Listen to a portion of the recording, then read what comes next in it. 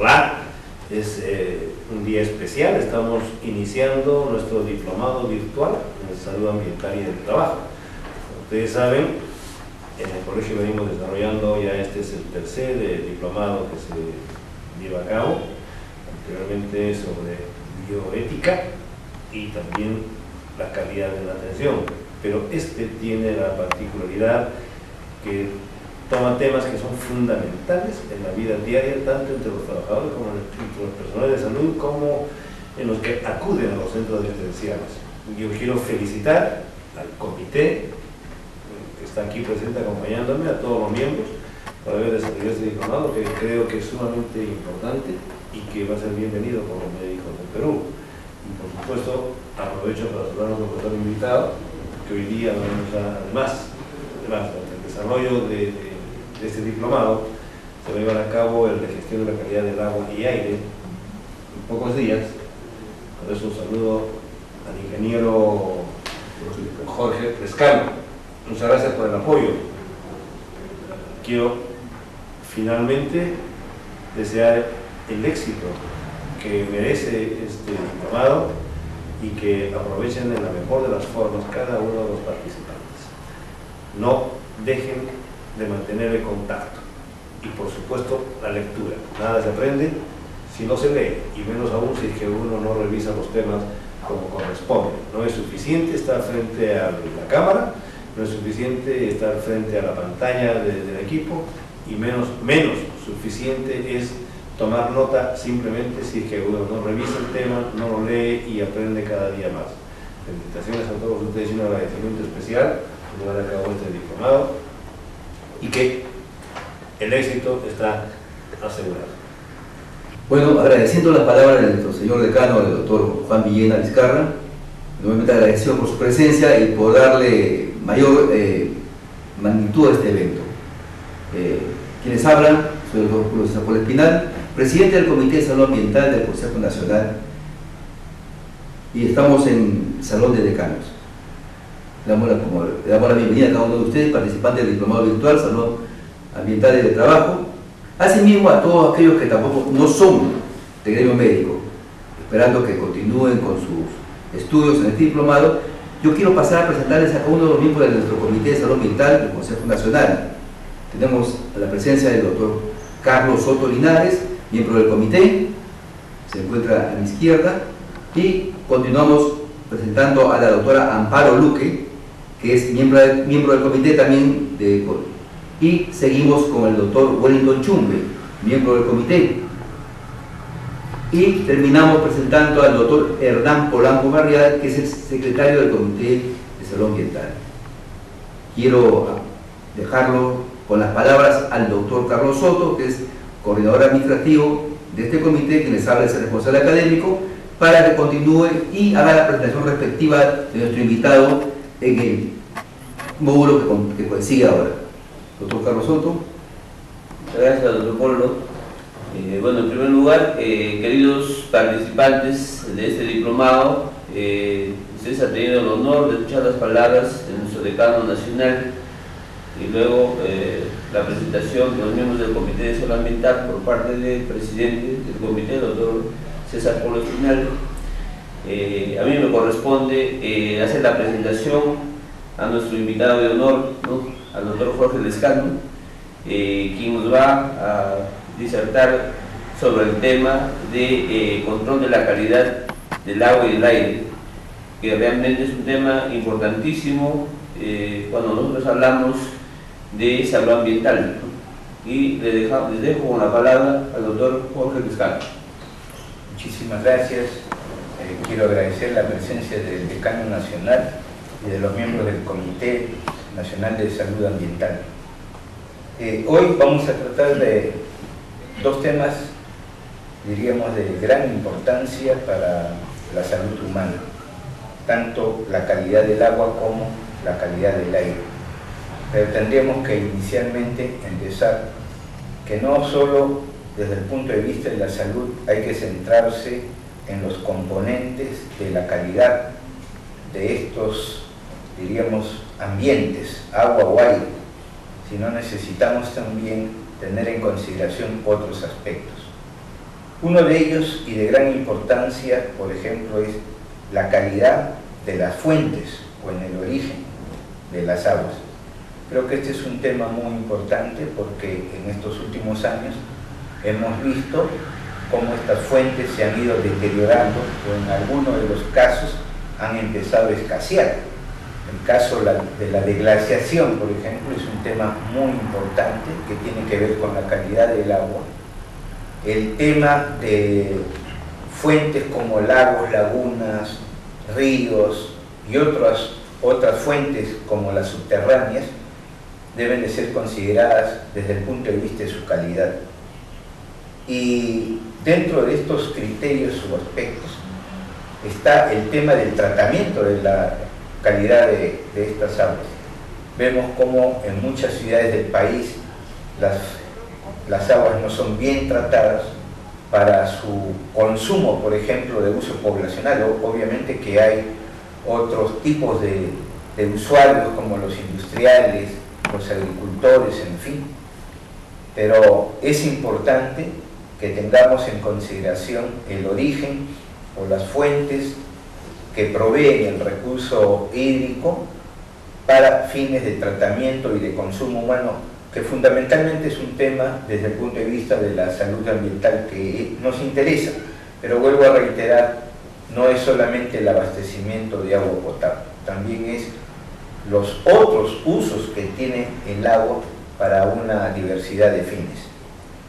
Pero podríamos también reflexionar en estos momentos si es importante, al hablar de la calidad del agua, del transporte que en algunos casos se hace de este elemento líquido vital a zonas que son carentes de recursos, en qué condiciones se transportan. Y ahí hay un tema de higiene, hay un tema de sanidad, que es importante también tenerlo en cuenta. Pero de igual forma podríamos seguir abarcando otros aspectos, como el caso de la infraestructura. Nosotros podemos tranquilamente, si hiciésemos un inventario nacional, que tenemos infraestructura ya defectuosa, infraestructura deteriorada por los años que tienen, y donde incluso vemos en muchos casos que la infraestructura tan deplorable o defectuosa ha permitido que el agua ingrese a muchos hogares en una pésima calidad, a pesar de haber salido de las plantas correspondientes con una calidad aceptable, diríamos así. Pero en la distribución del recurso se han contaminado, llegando a hogares incluso, y todos ustedes podrán recordar que han habido momentos muy difíciles para algunas ciudades donde los ciudadanos recibían agua putrefacta a través de su infraestructura de la vivienda, caños, en fin. Por eso que el tema de la calidad no solamente pasa por centrarnos en un tema estrictamente de los componentes de la calidad del agua, sino tener una concepción mucho más amplia. Es obvio que la calidad juega un papel muy importante en la determinación de las fuentes de óptima calidad y que satisfagan las necesidades humanas. Vincular al agua con la salud ya es más que conocido. Creo que muchas de las enfermedades están vinculadas, sobre todo orientadas al aparato digestivo fundamentalmente, cólera, fiebre, tifoidea, en fin, todas estas enfermedades vienen asociadas a la pésima o baja calidad de agua que finalmente consumen los pobladores o los ciudadanos. A pesar de tener normas internacionales o parámetros incluso nacionales exigentes o rigurosos, es muy poco lo que todavía en el país se hace. Creo que necesitamos ser mucho más agresivos en la temática de la calidad del agua. Pero vuelvo a reiterar, no solamente centrándonos estrictamente en los factores o componentes físicos, químicos, biológicos, sino de una manera holística que asegure y que permita que todos podamos gozar de este elemento líquido vital en las mejores condiciones. Cuando hablamos del tema aire, es otro tema también bastante importante, porque si nos centrásemos solamente en los estándares de calidad de aire que vienen en síntesis a hacer las concentraciones de ciertos tipos de agentes, sobre todo químicos en el aire, también estaríamos hablando de una manera sesgada. En materia de aire nos interesa tener en consideración una serie de factores. De igual manera, por ejemplo, las fuentes de contaminación. Una de las fuentes de contaminación más importantes que hay es el parque automotor.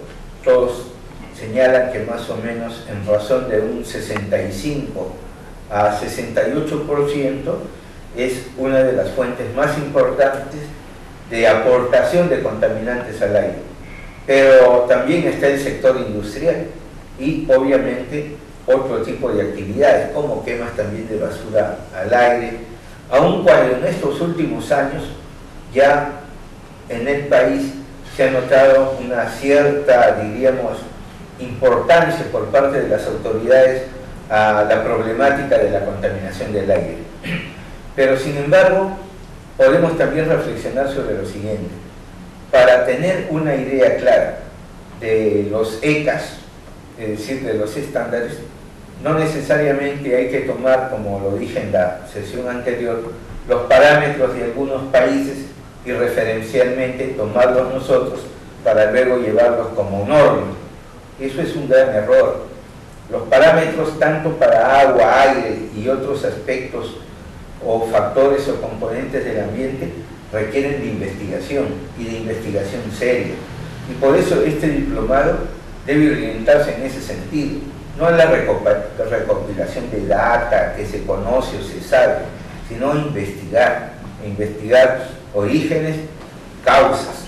Entonces creo que ahí está el kit y la importancia y una de las razones del por qué el Colegio Médico ha impulsado estos diplomados. Una de las cosas que nos debería de llamar la atención es cómo es el monitoreo de la calidad de aire, por ejemplo en Lima y en las ciudades del país. Lamentablemente las ciudades no vienen siendo monitoreadas desde el punto de vista de la calidad del aire. A duras penas hay unas estaciones por allá, incluso hasta muy antiguas, otras automáticas, semiautomáticas, pero requerimos de un sistema que realmente monitoree la ciudad, o en este caso las ciudades del país fundamentalmente. Entonces, en el tema de la calidad de aire es muy importante que se tomen en cuenta estos aspectos. Yo les voy a más o menos a contar esta anécdota. Recuerdo perfectamente que para establecer los estándares de calidad de aire, el sector privado, el sector público y también parte de la sociedad civil, es decir, de actores interesados en Lima, se reunieron para hacer la propuesta y aprobar los ECAs, que hoy son los que están vigentes. Y cuando se propuso por parte del sector público los ECAs basados en las guías de la Organización Mundial de la Salud, que eran muy restrictivos y orientados fundamentalmente a la salud humana, entonces el sector privado puso el grito en el cielo. ¿Cómo se dice vulgarmente? Pateó el tablero. Ellos hicieron una bolsa y luego apareció contrataron una consultora que les haga un estudio con una propuesta para que ellos nuevamente la presenten ante este grupo de trabajo. Era un grupo de trabajo del Consejo Nacional del Ambiente, el CONAM, que era la autoridad ambiental de ese entonces. ¿Qué salió producto de esta propuesta? Que usaron como parámetros a los iguales a los de Colombia, Brasil, Bolivia, es decir, tomaron esos referentes. Pero recuerdo que cuando se inició el proceso de construcción de los ECAs, nadie encontraba, incluso en ningún lugar del mundo, cómo debería de ser un procedimiento para establecer y aprobar estándares de calidad de aire. Nadie sabía por dónde empezar. ni qué cosa hacer. Y entonces encontraron por ahí algunos indicios de Japón, recuerdo, Rusia y Estados Unidos, que mantenían más o menos cómo ellos habían procedido a establecer y aprobar sus ECAs.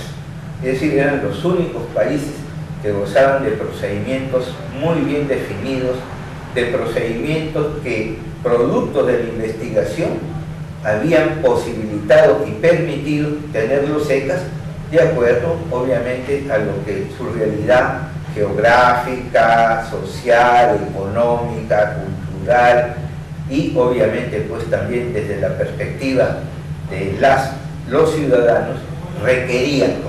Nosotros no tenemos la idea si estos estándares realmente se ajustan a la particularidad de cada uno de los habitantes, por ejemplo, de la ciudad de Lima. Yo no sé pues si una concentración de tantas unidades de gramos por metros cúbicos o en fin, ¿no?, me pueda permitir a mí realmente aceptar que ese estándar va de acuerdo con las capacidades del organismo humano. Creo que ahí falta mucho por investigar y habría que también contrastar si realmente estos estándares son adecuados o idóneos a la realidad nuestra. Vuelvo a señalar que fueron tomados referencialmente de otros países y eso es lo que prima hasta el día de hoy. Aún cuando se señaló, e incluso está en la norma, que debería de haber un proceso gradual de reducción de estos estándares a fin de irlos adecuando de manera permanente, a fin de proteger la salud. Pero también tenemos que recordar que no solamente están vinculados a temas de morbilidad, de mortalidad, sino también a temas de deterioro de paisaje, deterioro de patrimonios, ¿no? Ustedes pueden ver, por ejemplo, cómo el dióxido de azufre actúa sobre todo diríamos, materiales que son parte del patrimonio cultural de la nación y hay un deterioro permanente también. Entonces, el tema de calidad de aire no solamente debe de ser visto desde la perspectiva de la salud pública, que es la que nos interesa, pero también hay otras perspectivas que debemos de tomar en consideración. En el caso por ejemplo, una de las fuentes como el parque automotor, si bien es cierto que hoy uno de los elementos de las renovaciones de las, diríamos, licencias, ¿no?, para poder transitar en una ciudad son las revisiones técnicas, y en estas revisiones técnicas van implícitas los monitoreos de las emisiones de gases de los vehículos. Sin embargo, esto todavía requiere de una mayor, diríamos así, seriedad, porque muchos de los vehículos que hoy circulan en la capital, y usted puede ver que tienen sus afiches de que han pasado una revisión técnica, sin embargo, siguen generando emisiones de humos, de gases tóxicos, sin ningún tipo de control. Creo que ahí la autoridad debería de actuar de manera inmediata. Y voy a contar esta otra anécdota. Por ejemplo, en Estados Unidos, en el estado de Texas, Houston, donde yo he podido estar, veía que va alguien a un grifo común y corriente y él tiene una estación de monitoreo. Claro, no está en todos los grifos y se controlan las emisiones. Y cuando se ve en el documento PAS, Not PAS, el Not PAS implica que esta persona tiene que ir a obtener un permiso, una licencia por un tiempo determinado hasta que pueda hacer los arreglos pertinentes de su vehículo y reducir todos esos niveles de emisiones que están por encima de los límites máximos permisibles. Aquí, si bien es cierto, hay la revisión, pero luego ya no hay un control posterior y todo el mundo transita de manera libre emitiendo sus humos y gases sin, diríamos, ningún tipo de sanción. Creo que todavía por ahí hay algunas cuestiones que tomar en cuenta, como de igual manera también las emisiones al aire que generan el sector industrial. Vemos cómo hace falta la necesidad de contar con límites máximos permisibles. Los límites máximos permisibles están en relación también con los estándares de calidad, es decir, debe haber una correspondencia. ¿Por qué? Porque la única forma de poder determinar si las fuentes están ingresando agentes contaminantes al aire o al agua es a través de los límites máximos permisibles. Pero es obvio, si esto tiene una relación con lo otro, vamos tranquilamente a poder determinar con indicadores la calidad del aire. Y entonces los límites corresponden a los estándares. Y muchas veces vemos aquí que hay emisiones que no corresponden a la presencia de esos agentes en el aire. Un ejemplo, nosotros hablamos que tenemos una presencia muy alta de material particulado en el aire, PM10, PM2.5, etc. Y de frente asumimos que las fuentes de contaminación es el parque automotor, es el sector industrial y todo lo demás. Pero no necesariamente es así. Ustedes ven un acantilado pelado con una erosión permanente. ¿Dónde se va ese material particulado de la erosión de los acantilados? Vemos calles sin asfaltar en algunas zonas, cerros pelados que van erosionándose en la zona del Agustino, en la zona de Chorrillos, donde usted puede encontrar un cerro, hay una erosión permanente. ¿Y dónde va ese material particulado? Va al aire. Usted encuentra en el centro de Lima que hay zonas techadas de muy antiguo con adobe, barro, que el viento con el tiempo y la radiación solar han dejado prácticamente expuesto al aire los adobes, y que uno ve que se van erosionando, van distorsionándose. ¿Dónde va ese material? Está en el aire. Por eso usted ve fachadas impregnadas de material particulado.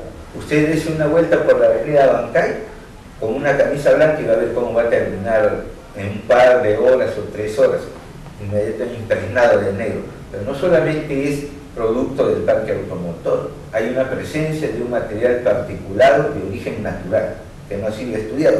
Ahora pónganse ustedes en el cono oeste, en la zona de Comas, en la zona de Chosica, en todas esas zonas. Entonces los estudios tienen que ser serios. Yo no puedo aludir a que la fuente de material particulado al 100% es el parque automotor o el sector industrial. Eso podría ser una aceleración hasta engañosa. Por eso necesitamos de investigación. Y la investigación, ¿qué mejor que los médicos que puedan realizar investigaciones serias de vincular todos estos elementos, estos componentes con la salud humana? Una de las cuestiones también importantes en el estudio, sobre todo de la calidad del aire, viene a ser la propia geografía de las ciudades, la meteorología de las ciudades. Hoy hemos visto cómo hay construcciones enormes y nadie se ha percatado que los patrones de vientos se han modificado. Es decir, estamos alterando la dirección, la intensidad o fuerza de vientos en la ciudad de Lima. En Stuttgart, Alemania, a nadie le hubiesen permitido construir aquí edificaciones por donde quieran y como deseen. Allá los usos de suelo están predeterminados y nadie puede construir más allá de lo que las normas han establecido. Es decir, nadie puede cambiar las reglas de juego de una urbanización o de una zona X. Aquí con mucha facilidad se cambia el uso de suelo y vemos cómo hay viviendas a los costados de enormes edificaciones que no existían, que ya le ocasionaron problemas a las viviendas contiguas. Por ejemplo, les han reducido su ventilación, les han reducido su iluminación natural, les han reducido una serie de cuestiones y les han alterado la vida de estas personas. Entonces, no hay seguridad y han crecido de una manera, pues, diríamos, desordenada, que desde mi modesto punto de vista han puesto en peligro, diría yo así, la salubridad de la ciudad, como es en nuestro caso, y de otras ciudades que van siguiendo el modelo de Lima. Entonces, estos edificios no han tenido en cuenta pues los factores meteorológicos como humedad relativa, temperatura, vientos. Se construye, por ejemplo, frente al mar, con enormes edificaciones con acantilados bastante altos, de gran elevación, que sumado a los edificios, entonces esa brisa, esa humedad de manera permanente está ingresando a esos hogares. Tengan la plena seguridad que ahí van a encontrar pronto casos de enfermedades, de afecciones a las vías respiratorias en gran cantidad, porque son casi 6 meses de humedad relativa, donde el vapor de agua que se concentra es de 85, 90, 95% de humedad relativa. Es decir, que respira un ciudadano común y corriente, respira vapor de agua. Y el vapor de agua no es oxígeno, el vapor de agua combinado con que si se acompañado a la erosión de los acantilados, uno respira barro, por decirles, ¿no? De manera, y entonces las afecciones se complican en mayor gravedad. La semana pasada hablábamos también que no hay que dejar de lado que cuando hablamos de calidad de aire también debamos de sumar el tema de la calidad del aire en interiores. Estudiar la calidad del aire en interiores no es igual a estudiar el aire de la calidad del aire en exterior. Si bien es cierto, se complementan, hay una relación muy estrecha y todo lo demás, pero no es igual. En el aire exterior, uno puede hacer mediciones de partes por millón. Sin embargo, cuando uno está en ambientes interiores, tiene que hacer mediciones en partes por billón, ppb. En el otro es ppm, por decir si es la unidad de medida que quisiésemos usar. Y además los agentes no son los mismos. Al interior podemos encontrar, ya habíamos visto, formaldehído, por ejemplo. Podríamos encontrar ozono, agentes biológicos, en fin. Y entonces es importante que cuando se trata el tema de calidad de aire, también incluyamos el tema de la calidad del aire en interiores. Esto es importante no solamente desde el punto de vista en el trabajo o en las industrias o en lo que fuese, sino también en las propias viviendas. Hoy vivimos el boom de las viviendas, pero les puedo asegurar con toda certeza que si tomásemos las referencias del programa de vivienda para todos, del informe de la Conferencia de las Naciones Unidas sobre los asentamientos humanos, más conocido como Hábitat 2, hiciésemos un checklist con el programa Vivienda para Todos y lo aplicásemos a las edificaciones de vivienda, por ejemplo, en la metrópoli, nos encontraríamos con enormes sorpresas. Estamos viendo ya que algunos conjuntos habitacionales, muy modernos por supuesto, vienen ya presentando signos de tubulización o hacinamiento, porque al ser tan pequeñas y tener familias bastante numerosas, que dicho sea de paso, no solamente la constitución de una familia que se genera en la ciudad de Lima con 3 o 4 personas, sino que estas tienen vínculos con familiares provincianos que vienen casi de manera frecuente a la ciudad y algunos ya se quedan en la ciudad, pues su primer espacio son estos hogares de estas familias en las que empiezan a producirse y a generarse contaminación en ambientes en el interior y que empiezan a afectar la salud de sus habitantes. Por eso que es muy importante tener en consideración estas cuestiones. Todavía falta generar normativa en materia de límites máximos permisibles para el sector industrial. Y si no se ha generado hasta hoy, indudablemente que hay muchos intereses que van a seguir impidiendo que esto se genere, en razón de que tienen que hacer innovaciones tecnológicas, invertir, etcétera, etcétera, etcétera, y lo que busca generalmente a veces el empresario es tener la mayor cantidad de utilidades, pero no invertir poco o nada en cuestiones que no le generen otras utilidades. Por eso también el tema de calidad de aire, de calidad de agua, debería de verse en una perspectiva económica. En la perspectiva económica significa, por ejemplo, cuánto del Producto Bruto Interno es afectado por los efectos de la contaminación del aire, de la contaminación del agua y de otros tipos de contaminación. Sabemos todos que es un alto porcentaje el del Producto Bruto Interno que prácticamente se perdería por cuestiones de contaminación. El hecho de hacer una buena gestión de la calidad del aire, de la calidad del agua, podría tener también implicancias económicas, beneficios económicos, es decir, que permitan que todo lo que se haga en razón de evitar contaminación al aire, contaminación al agua, genera beneficios económicos no solamente para las autoridades, sino también para los propios ciudadanos, porque estaríamos en el fondo ahorrando, en vez de tener gastos excesivos en salud, podríamos estar ahorrando, obviamente, para efectos de otras cuestiones que puedan aparecer en el futuro. Finalmente, ya hay muchas compañías de seguro que vienen tratando el tema de cómo asegurar respecto a por contaminación de aire, contaminación de agua, contaminación de suelos, en fin. Es decir, ya hay un nuevo rubro que empieza a abrirse y que va a requerir de recursos humanos altamente competitivos. Por eso que me parece un acierto el diplomado de salud ambiental y en el trabajo, porque va a permitir que ustedes puedan ser asesores, consultores, no solamente de la banca financiera, sino también de las compañías de seguros.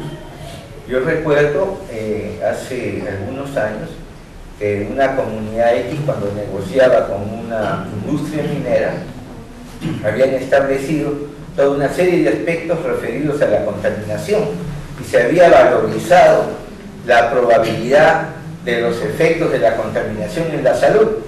Y ese monto, entre otros montos de otros proyectos o iniciativas, se habían dispuesto en un documento que se tenía que legalizar en una notaría pública, pero recuerdo que se buscaba una compañía de seguros que viera el tema de la contaminación del aire, del agua, del suelo, y no había ninguna en el país. Todas estaban en el extranjero, ninguna en el país, excepto Royal Royce, que tenía una filial en Perú, pero que no trabajaba, a diferencia que Royal Royce en el extranjero sí aseguraba en estos temas. Creo que ahí hay una vertiente importante también de trabajo para los profesionales que puedan ser capacitados, que puedan ser formados en temas de salud ambiental y de otros aspectos. Creo que en líneas generales, espero esto les abra un poco más el panorama, pero vuelvo a incidir, la investigación es muy importante. No las monografías, no el copy y pega, no, la investigación. Si bien es cierto que es un diplomado virtual, pero de este diplomado virtual los debe de conducir a ustedes a investigar, como muy bien dijo hoy el decano nacional. Leer, sí, muy bien, hay que informar, debemos de tener o adquirir conocimiento, pero también hay que investigar. Muchísimas gracias. Estimados amigos de este diplomado virtual, Salud Ambiental y de Trabajo, los miembros del comité, que es un equipo de trabajo siempre conjunto para llevar cosas importantes a cada uno de los miembros del colegio médico, no solamente, también para todos aquellos que tengan relación con la salud ambiental.